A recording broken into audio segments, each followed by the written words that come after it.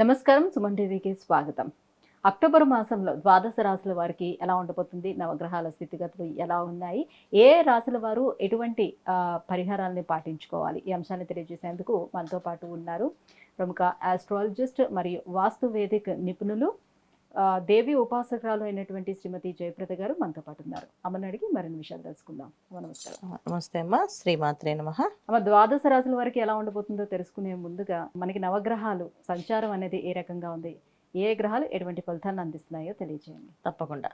So గోచారంలో మనకి గురువు వృషభ రాశిలోని, మిథునంలో కుజుడు, తర్వాత కన్య రాశిలో మనకి బుధుడు, కేతువు, రవి కలిసి ఉండడం, తులారాశిలో శుక్రుడు, మీనరాశిలో రాహు, కుంభరాశిలో వక్రిస్తున్న శని భగవానుడు. సో ఈ కాంబినేషన్లో ఈ మాసంలో ఏంటంటే ఈసారి గోచారంలో ఈ గ్రహాలు ఎలా ఉన్నప్పటికీ కూడా సో గురువు అక్టోబర్ 9 వరకు వృషభ రాశిలో ఉంచి 10వ తారీఖు నుంచి వక్రగతికి చెందుతున్నాడు. అంటే ఆయన అక్కడే ఉండి వెనక్కి తిరిగి చూడడం. సో వక్రించడం, వెనక్కి తిరగడం. వక్రించడం అంటే మనకు మేషాన్ని మళ్ళీ మీనాన్ని అలా చూసుకుంటూ రావడం అనమాట. సో దీనివల్ల ఏంటంటే కొన్ని రాశులకి అనుకూలంగా, కొన్ని రాశులకి ప్రతికూలంగా ఫలితాలు వస్తున్నాయి ఈ మాసంలో. తర్వాత వచ్చేసి రవి, బుధుడు, కుజుడు స్తంభించడం. కుజుడు 20వ తారీఖుకి కర్కాటక రాశిలో వచ్చి మళ్ళీ తిరుగమనం మళ్ళీ మిథున రాశిలోకి వస్తున్నాడు. ఒక విధంగా చెప్పాలంటే కుజుడు కూడా వక్రిస్తూ మళ్ళీ తిరిగి మళ్ళీ మిథున రాశిలోకి వస్తున్నాడు. సో 20వ తారీఖు వరకు మిథునంలో ఉన్న కుజుడు కర్కాటకానికి మారుతున్నాడు. కర్కాటకం మారిన తర్వాత మళ్ళీ ఒక 20 రోజులకి మళ్ళీ ఆయన తిరిగి సింహంలో రావాలి కదా, ఆయన మళ్ళీ వెనక్కి వెళ్ళి మళ్ళీ మిథునంలోకి వెళ్తున్నాడు. సో మళ్ళీ వెనక్కి వెళ్ళి మిథునంలో ఉండడం వల్ల ఏంటంటే కొన్ని రాశులకి మళ్ళీ ప్రతికూలమైన ఇబ్బందులు, కొన్ని రాశులకి అనుకూలంగా ఉన్నాయి. చాలా కాలం అక్కడే ఉండడం జరుగుతుంది కుజుడు. అంటే ఇది నీ కుజస్తంభన అంటాం. సో కుజుడు ఒక్కొక్కసారి స్తంభించి అలా ఉండిపోతుంటాడు. సాధారణంగా అయితే ఆయన ఎక్కువ రోజులు ఉండరు కదా, ప్రతి మాసం మారుతూ ఉంటాయి. ఈ మాసగ్రహాలన్నీ ఏంటంటే రవి కానీ, బుధుడు, కుజుడు, శుక్రుడు వీళ్ళు ప్రతి మాసము మారుతూ ఉంటారు. బుధుడైనా, శుక్రుడైనా, కుజుడైనా మారుతుంటారు. ఒక్కొక్కసారి ఏంటంటే కొన్ని రాశులు అంటే రవికి, చంద్రుడు తప్ప మిగతా అన్ని కూడా వక్రించే అవకాశం ఉంది. అంటే వెనక్కి తిరగడం కానీ, అలా స్తంభించి ఉండిపోవడం కానీ జరిగే అవకాశం ఏంటంటే ఈ గ్రహాలు శుక్రుడికి, కుజుడికి, గురువుకి ఇలా కాంబినేషన్ వీళ్ళకు ఉంటాయి. సో రవిచంద్రుడు ఎప్పుడు కూడా వక్రించారు, వాళ్ళు ముందుకే వెళ్తారు. ముందు గమనం కానీ వెనక అనేది రాదు. సో మిగతా రాశుల్లో మాత్రం ఈ ప్రభావం అనేది ఉంటుంది. అయితే ఈ ప్రభావం ఎప్పుడు దాకా ఉంటుంది అంటే ఒక్కొక్కసారి అవి చెప్పలేము అనమాట. అవి స్తంభిస్తే అవి ఎక్కువ కాలం, సంవత్సర కాలం కూడా ఉండే అవకాశాలు ఎక్కువగా ఉంటాయి. అది కుజుడైనా, గురువు వక్రించినప్పుడు కూడా ఒక్కొక్కసారి రేపు గురువు వక్రించేది 119 రోజులు ఉంటున్నాడు ఆయన వక్రించి. సో ఈ 119 రోజులు అంటే దాదాపు మనకి 3 నెలలు 15 రోజులు పైనే, మనం 3 మాసాలు మనం చూసుకోవాలి. సో ఈ 3 మాసాల్లో కొన్ని రాశులకి అనుకూలమైన ఫలితాలు, కొన్ని రాశులకి ప్రతికూలమైన ఫలితాలు వస్తాయి గురువు వక్రించడం వల్ల. ఇప్పుడు గురువు ఉండడం వల్ల ఎటువంటి ఇబ్బందులు అయితే ఎదుర్కొంటున్నామో అలాగే కుజు స్తంభన కూడా అలాంటి ఇబ్బందులే ఉన్నాయి. సో ఈ మాసంలో అది కూడా జరుగుతుంది కనుక కొన్ని రాశులు వాళ్ళకి అనుకూలంగా, కొన్ని రాశులు ప్రతికూలంగా ఇబ్బంది పడే అవకాశం ఉంది. సో కుజుడు స్తంభించడం దాదాపు మనం లెక్క వేసుకుంటే 119 రోజులు గురువు అనుకుంటే కుజుడు ఇంకా ఎక్కువే ఉన్నారు. వచ్చే ఏడాది వరకు మే, జూన్ వరకు ఆయన అక్కడే స్తంభించినట్టుగా కనిపిస్తున్నాయి మిథునంలోనే. సో దానివల్ల చాలా వరకు ఇబ్బందులు పడే అవకాశం ఎక్కువగా ఉంది. సో ముఖ్యంగా మిథున రాశి వాళ్ళకి ఇబ్బందిగా ఉంటుంది. సారి గోచార ఫలితాలు మనకి కొంతమందికి మేలు జరగచ్చు, కొంతమందికి కీడు జరగచ్చు, కొంతమందికి అదృశ్య యోగాలు, రాజయోగాలు రావచ్చు. ఇవన్నీ జరిగే అవకాశం ఈ మాసంలో చాలా రాశుల వాళ్ళకి ఉన్నాయి. అమ్మ, మీనరాశి వారికి ఈ అక్టోబర్ మాసంలోని ఏ గ్రహాలు అనుకూలంగా ఉన్నాయి, ఏ గ్రహాలు ప్రతికూలంగా ఉన్నాయి, ప్రతికూలంగా ఉన్నటువంటి ఈ గ్రహాల కోసం ఎటువంటి పరిహారాలను కూడా పాటించుకోవాలి? తప్పకుండా నాన్న. సో మీనరాశి వాళ్ళకి ఈ మాసంలో ఆ గ్రహాల అనుకూలత అనేది ఎక్కువ, ప్రతికూలం ఎక్కువ ఉన్నాయి. అనుకూలం అనేది 2 గ్రహాలు ఉన్నాయి. కుజుడు మంచి ఫలితాలు ఇస్తున్నాడు కాస్త, తర్వాత వీళ్ళకి మంచి ఫలితాలు ఇచ్చేది బుధుడు.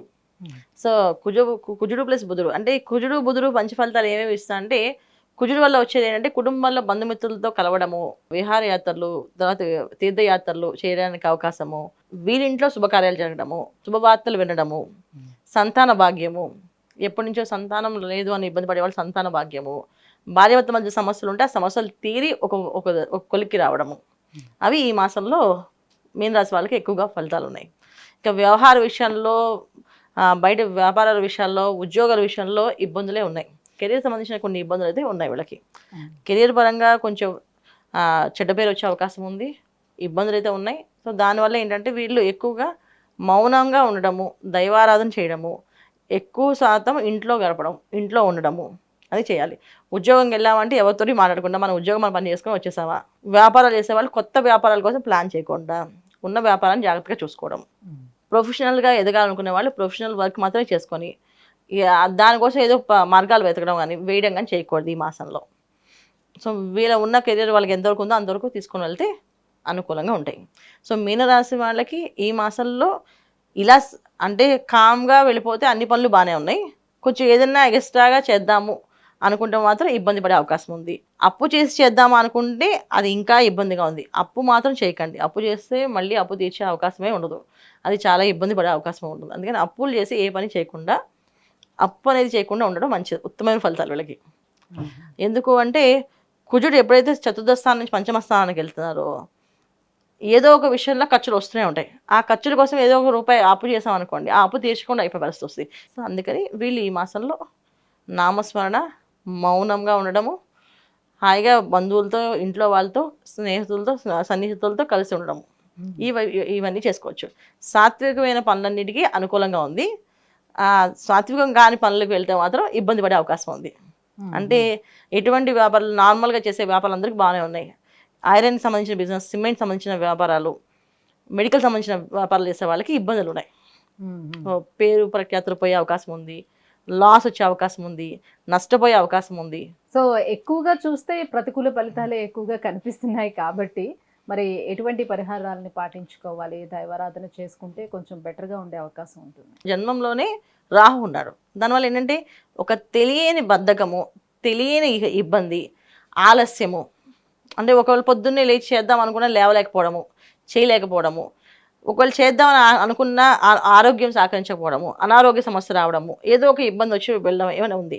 సో వీళ్ళకి ఎక్కువ ఏంటంటే హనుమాన్ చాలీసా చదవడం, ఆంజనేయ స్వామి ప్రార్థన చేయడం, హనుమాన్ చాలీసా పొద్దున్న లేచి 11 సార్లు పారాయణ చేయడం వల్ల అనారోగ్య సమస్య నుంచి బయటపడే అవకాశం ఉంది. ఇబ్బంది, బద్ధకం వదిలించే పని ఉంది. ఎందుకంటే తెలియని బద్ధకాన్ని ఇస్తాడు రాహు ఎప్పుడు కూడా. మనకి తెలియదు, చూస్తూ చూస్తూ ఇప్పుడే బయలుదేరుతా అని చెప్పి అలా కూర్చుని ఏదో ఫోన్ మాట్లాడుకుంటూ తెలియకుండా ఆ ఫోన్ గంటలు మాట్లాడేస్తుంటాం. ఎవరికి అడ్వైస్ ఇస్తామో తెలియదు, ఎందుకు అడ్వైస్ ఇస్తున్నామో తెలియదు, తెలియకుండానే మాట్లాడుతూ వెళ్ళిపోతుంటాం. అదొక ఆలస్యం. అది కూడా బద్ధకం కింద లెక్కేసుకోవాలి, అది కూడా వ్యసనం కింద లెక్కేయాలి. అడగకుండా సలహాలు ఇవ్వడం. తర్వాత పూజ విషయంలో చేద్దాం అనుకొని పూజ దగ్గర దీపారాధన చేయడానికి పొద్దున్న 6 గంటలకు ప్రారంభం చేసి చేస్తాను ఏదో ఒక ఫోను, ఏదో ఒక రీలో చూసుకుంటూ ఉండిపోయి 12-12కి 1 గంటకి చేసేటప్పుడు కూడా అవకాశాలు ఉన్నాయి. అలాంటి పనులు చేయకుండా సూర్యోదయం పూర్వ నిద్ర లేచి స్నానం ఆచరించి చక్కగా దీపారాధన చేసి హనుమాన్ చాలీసా చదివితే అన్ని పనులు అనుకూలంగా జరుగుతాయి. లేకపోతే ప్రతి పని వాయిదా పడుతుంది, విసుగొస్తుంది, విరక్తి కలుగుతుంది. ఈ వీడి దూరంగా ఉండాలంటే ఒకే ఒక మంత్రం, హనుమంతుడి మంత్రం, ఓం నమో హనుమతే నమః. ఈ మంత్రాన్ని కంటిన్యూగా చాంట్ చేసుకోవడం. హనుమాన్ చాలీసా చదవలేమండి అనుకుంటే హనుమాన్ మంత్రాన్ని చదవండి.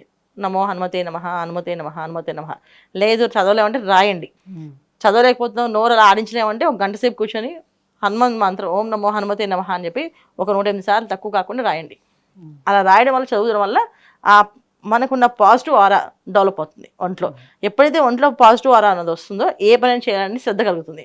లేకపోతే ఈ రాహు ఒక మాయలో పడిపోయి మనం ఇబ్బంది పడుతూ అలాగే నడుస్తూ ఉంటుంది. అబ్బాయి అక్టోబర్ మాసము మీనరాశి వారికి ఎలా ఉండబోతుంది, ఎలాంటి పరిహారాలను పాటించుకుంటే ఇంకా ఉత్తమంగా ఉంటుంది, ఈ విషయాన్ని తెలియజేసినందుకు ధన్యవాదాలు. నమస్తే అమ్మ. శ్రీమాత్రే నమః.